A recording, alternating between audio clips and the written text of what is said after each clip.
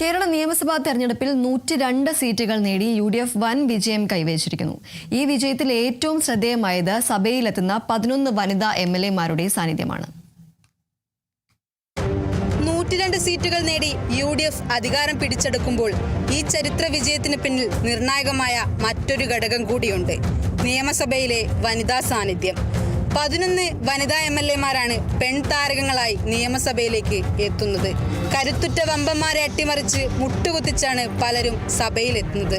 മാനന്തവാടിയിൽ നിന്ന് ഉഷാ വിജയൻ, വടകരയിൽ തുടർന്ന് KK രമ, പേരാമ്പ്രയിൽ ഇടത് കൺവീനറെ അട്ടിമറിച്ച് ഫാത്തിമ തഹ്ലിയ, ഏലത്തൂരിൽ സിറ്റിംഗ് മന്ത്രിയെ മുട്ടുകുത്തിച്ച് വിദ്യാ ബാലകൃഷ്ണൻ, നാട്ടികയിൽ ഗീതാ ഗോപി, തൃക്കാക്കരയിൽ തുടർന്ന് ഉമാ തോമസ്, അരൂരിൽ ഷാനിമോൾ ഉസ്മാൻ, ചിറയൻകീഴിൽ രമ്യ ഹരിദാസ്, കൊല്ലത്ത് Bindu Krishna, sitting MLA OS Ambika, Kongad sitting MLA തോൽപ്പിച്ച് KA തുളസി. അങ്ങനെ UDF-ലെ 9 പേരും LDF-ലെ 2 പേരുമടക്കം ആകെ 11 പേരാണ് നിയമസഭയിലെത്തിയത്.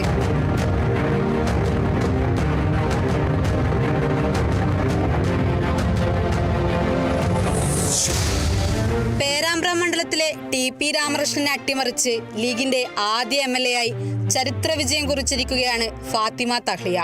ആവേശ വിജയത്തോടെ വടകരയിൽ KK രമ വിജയിച്ചു.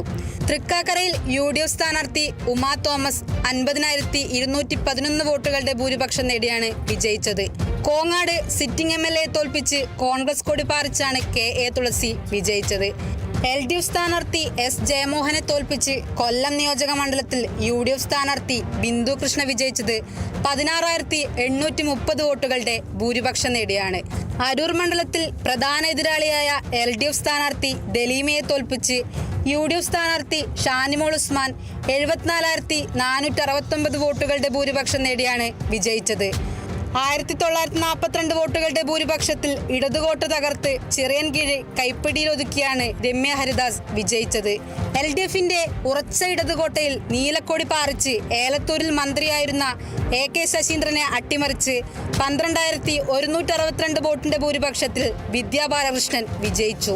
മാനന്തവാടിയിൽ മന്ത്രി OR കേളുവിനെ തോൽപ്പിച്ചാണ് UDF സ്ഥാനാർത്ഥി ഉഷാ വിജയൻ വിജയിച്ചത്. UDF തരംഗത്തിനിടയിൽ ചുവന്ന കൊടി പാറിച്ച 2 വനിതകളാണുള്ളത്. LDF സ്ഥാനാർത്ഥിയും സിറ്റിംഗ് MLA-യുമായ OS അംബിക. സ്വന്തം പാർട്ടിയുടെ സിറ്റിംഗ് MLA-യുടെ ഭീഷണിയെ മറികടന്ന് നാട്ടികയിൽ ഗീതാ ഗോപിയും വിജയക്കൊടി പാറിച്ചു. കേരളത്തിന്റെ വികസന സ്വപ്നങ്ങൾക്ക് കരുത്തു പകരാൻ ഈ കൂട്ടായ്മയ്ക്ക് കഴിയുമെന്ന് തന്നെ പ്രതീക്ഷിക്കാം.